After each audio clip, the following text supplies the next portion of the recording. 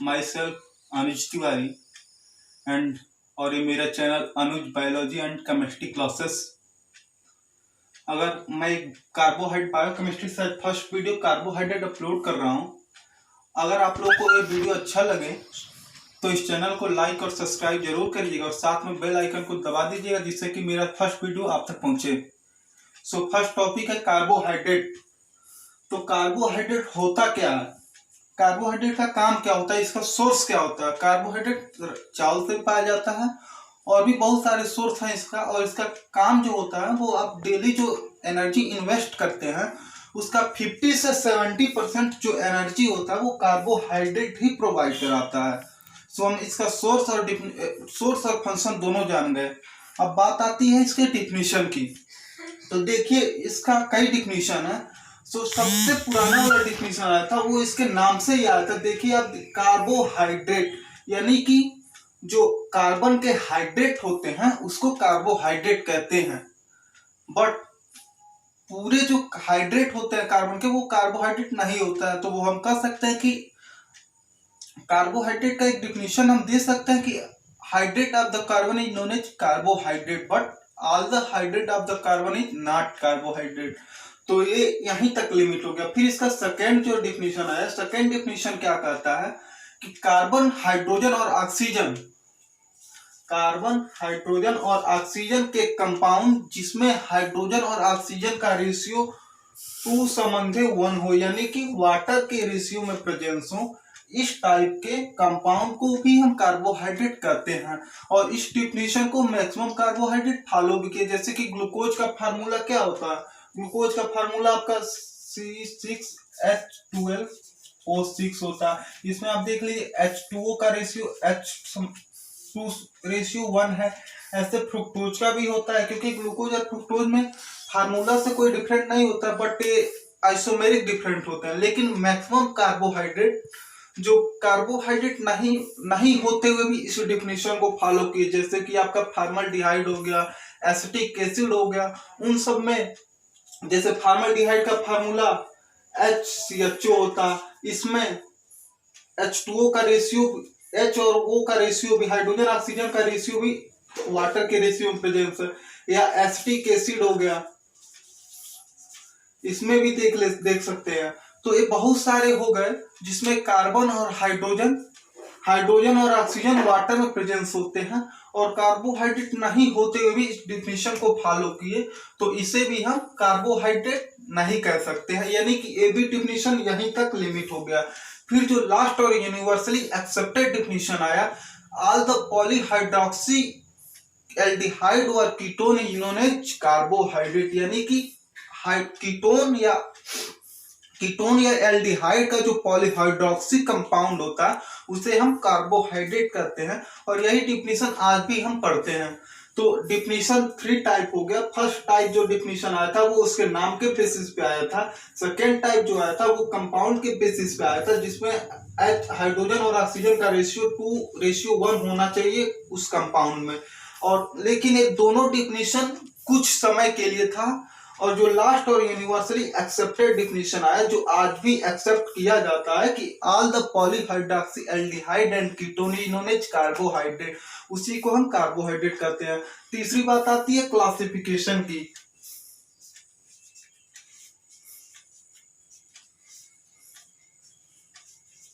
तो कार्बोहाइड्रेट का क्लासिफिकेशन हम एक रे डायग्राम में समझेंगे क्योंकि कार्बोहाइड्रेट जो होता है उसको 3 टाइप से डिफरेंशिएट किया जाता है।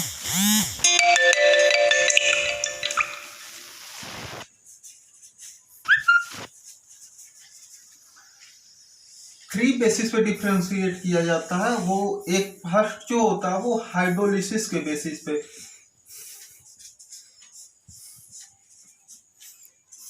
सेकेंड जो होता है वो रिड्यूसिंग नेचर के बेसिस पे, और थर्ड जो होता है वो बॉडी ऑर्गेनाइजेशन के बेसिस पे।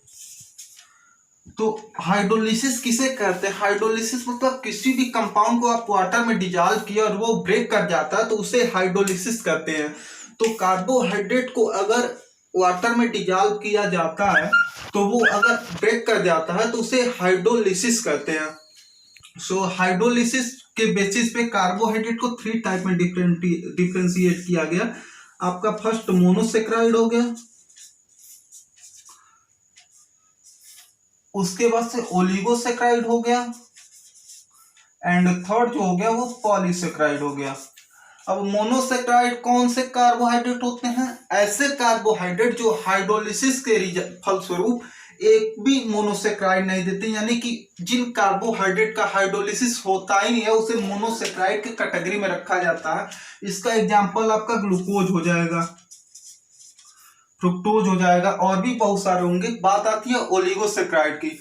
ऐसे कार्बोहाइड्रेट जो हाइड्रोलिसिस के बाद 2 से 9 2 to 9 मोनोसेक्राइड देते हैं, उन्हें हम ओलिगोसेक्राइड कहते हैं। इसका एग्जांपल इसमें भी डाइसेक्राइड, ट्राइसेक्राइड, टेट्रासेक्राइड, पेंटासेक्राइड, हेक्सासेक्राइड यानी कि 9 तक जाएगा।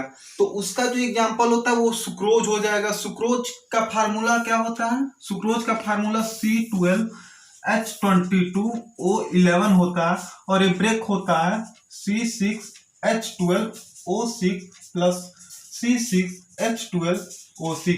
ये आपका ग्लूकोज हो गया और ये फ्रुक्टोज हो गया। तो ये 2 मोनोसेक्राइड में ब्रेक हुआ, इसे डाइसेक्राइड कहेंगे। इसका ही एक एग्जांपल रैफिनोज होता है,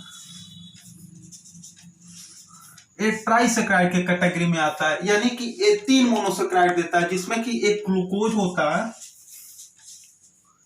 फ्रुक्टोज होता है,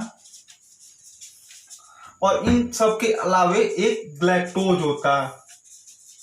तो ओलिगोसेक्राइड में 2 एग्जांपल हमने बता दिए, एक सुक्रोज जो 2 मोनोसेक्राइड देता है, ग्लूकोज और फ्रुक्टोज, और दूसरा जो एग्जांपल हमने ट्राइसेक्राइड के कैटेगरी में होता है वो रैफिनोज होता है, वो ग्लूकोज, फ्रुक्टोज और ग्लैक्टोज यानी कि 3 मोनोसेक्राइड में ब्रेक होता है।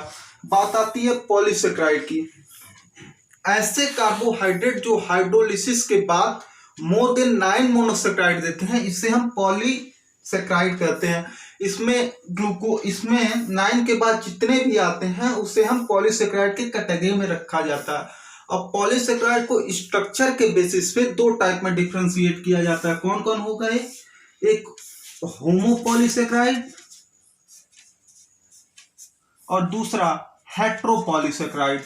होमोपॉलीसेक्राइड मतलब क्या होता है? ऐसे पॉलीसेक्राइड जो एक ही टाइप के मोनोसेक्राइड से मिलके बना होता है उसे होमोपॉलीसेक्राइड कहते हैं। जैसे कि यहाँ आप सुक्रोज को देख लीजिए, ग्लूकोज और फ्रुक्टोज फार्मूला सेम है बट आइसोमेरिक डिफरेंट है, तो वो कोई मायने नहीं रखता, फार्मूला सेम होना चाहिए। लेकिन तो वो किसके कैटेगरी में आ जाएगा? वो आपके होमोपॉलीसेक्राइड के कैटेगरी में आ जाएगा। होमोपॉलीसेक्राइड का एग्जांपल आप सुक्रोज दे सकते हैं।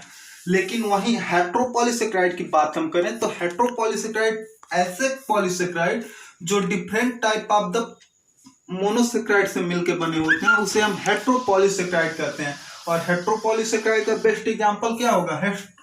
हेट्रोपॉलीसेक्राइड का बेस्ट एग्जांपल पेप्टाइडोग्लाइकेन हम कह सकते हैं। Peptidoglycan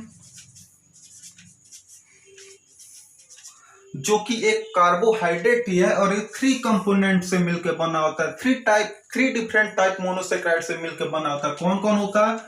N acetyl glucosamine, N acetyl muramic acid, and polypeptide chain of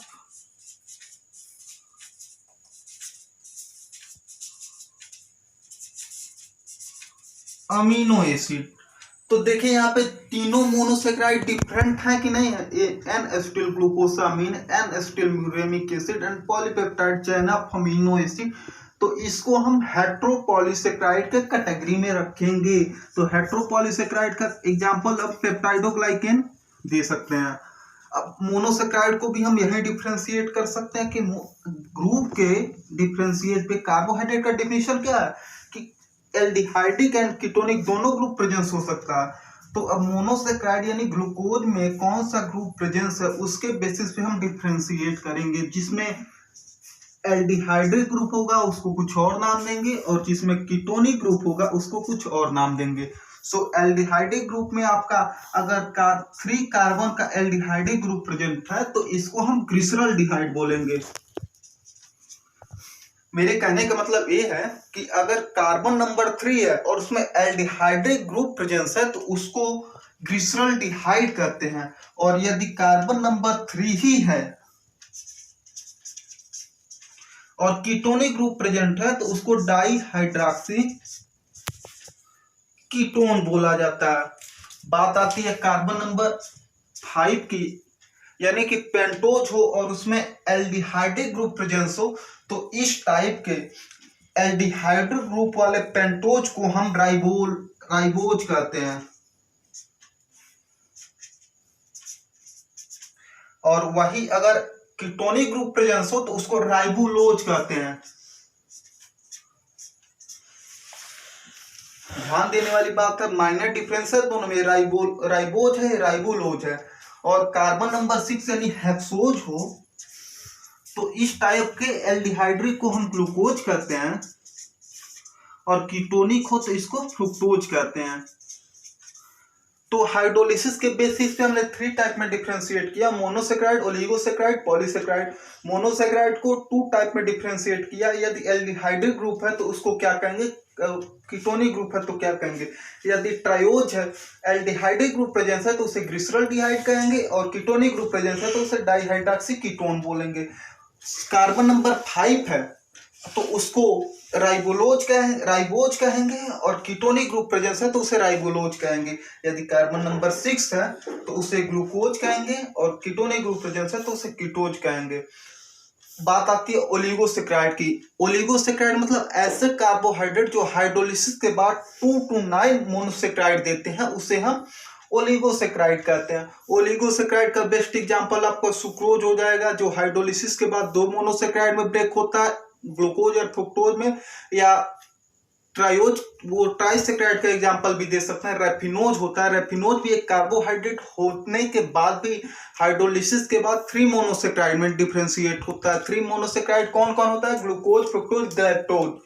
polysaccharide मतलब ऐसे कार्बोहाइड्रेट जो हाइड्रोलिसिस के बाद मोर देन 9 मोनोसेक्राइड में ब्रेक होता है, उसे पॉलीसेक्राइड कहते हैं। अब on the basis of structure के बेसिस पे हम इसको 2 भागों में डिफरेंशिएट कर दिए, एक होमोपॉलीसेक्राइड, एक हेट्रोपॉलीसेक्राइड। होमोपॉलीसेक्राइड मतलब ऐसे पॉलीसेक्राइड जो same type of the monosaccharide से मिलकर बना होता है, उसे होमोपॉलीसेक्राइड कहेंगे। इसका बेस्ट एग्जांपल सुक्रोज हो जाएगा, क्योंकि सुक्रोज ग्लूकोज और फ्रुक्टोज से मिलकर बना होता है और दोनों का फार्मूला सेम होता है, बट आइसोमेरिक डिफरेंट होते हैं। और वहीं हेट्रोपॉलीसेक्राइड की बात हम करें तो हेट्रोपॉलीसेक्राइड ऐसे पॉलीसेक्राइड जो different type of the monosaccharide से मिलकर बने होते हैं, उसे हेट्रोपॉलीसेक्राइड कहते हैं। हेट्रोपॉलीसेक्राइड का एग्जांपल पेप्टाइडोग्लाइकेन हो जाएगा। Peptidoglycan 3 different type of the monosaccharide से मिलकर बना होता है। वो 3 different type of the monosaccharide कौन कौन होता है, N acetyl glucosamine, N acetyl muramic acid, and peptidoglycan peptide chain of amino acid. So यहाँ आप देख सकते हैं कि 3 different type of the monosaccharide से मिलके पेप्टाइडोग्लाइकेन बना है, इसीलिए इसे हेट्रोपॉलीसेक्राइड के कैटेगरी में रखा जाता है। अब जो सेकेंड बेसिस पे डिफरेंशिएट हम कर रहे थे, रिड्यूसिंग नेचर के बेसिस पे, तो रिड्यूसिंग नेचर के बेसिस पे एक रिड्यूसिंग शुगर होता है और एक नॉन रिड्यूसिंग शुगर होता है। तो रिड्यूसिंग शुगर किसे कहते हैं, रिड्यूसिंग शुगर ऐसे कार्बोहाइड्रेट जो फैलिंग सॉल्यूशन और टॉलन रिएजेंट्स को, फैलिंग सॉल्यूशन और टॉलन रिएजेंट को रिड्यूस कर देते हैं, इसको हम रिड्यूसिंग शुगर कहते हैं। जितने भी मोनोसेक्राइड और डाइसेक्राइड होते हैं उन सबको हम रिड्यूसिंग शुगर की कैटेगरी में रखते हैं। और इनके अलावे जितने भी कार्बोहाइड्रेट होते हैं वो फैलिंग सॉल्यूशन और टॉलन रिएजेंट को रिड्यूस नहीं कर पाते हैं, इसलिए हम इन सबको, किनको, मोनोसेक्राइड और डाइसेक्राइड को छोड़ के जितने भी कार्बोहाइड्रेट होते हैं उसे हम नॉन रिड्यूसिंग के कैटेगरी में रखते हैं। और थर्ड बेसिस पे डिफरेंशिएट हम करते हैं वो on the basis of body organisation. इसके बेसिस पे 2 भागों में इसको भी डिफरेंशिएट कर सकते हैं, एक स्ट्रक्चरल होता है और एक नॉन स्ट्रक्चरल होता है। स्ट्रक्चरल मतलब ऐसे कार्बोहाइड्रेट जो बॉडी के ऑर्गेनाइजेशन में हेल्प करते हैं उसे स्ट्रक्चरल कार्बोहाइड्रेट कहते हैं। स्ट्रक्चरल कार्बोहाइड्रेट का एग्जांपल आपका पेप्टाइडोग्लाइकेन होगा और सेलुलोज होगा। पेप्टाइडोग्लाइकेन का क्या फंक्शन होता है बॉडी के ऑर्गेनाइजेशन में, peptidoglycan is the most element which help in the formation of the cell wall in the bacteria. यानी कि पेप्टाइडोग्लाइकेन जो कि एक कार्बोहाइड्रेट है, इसका मेन काम होता है बैक्टीरियल सेल वॉल बनाना। और वहीं सेलुलोज भी पड़ा हुआ है, तो सेलुलोज का मेन काम क्या होता है कि प्लांट सेल वॉल को बनाना। और उनके अलावे ऐसे कार्बोहाइड्रेट जो बॉडी के ऑर्गेनाइजेशन में हेल्प नहीं करते हैं, उसे हम नॉन स्ट्रक्चरल कार्बोहाइड्रेट कहते हैं।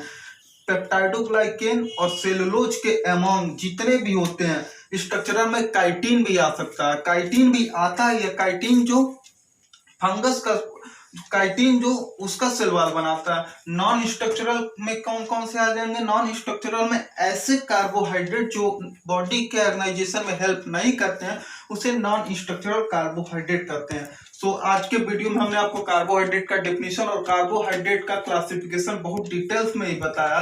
So thank you. आगे जो भी होगा वीडियो अपलोड कर दिए जाएंगे।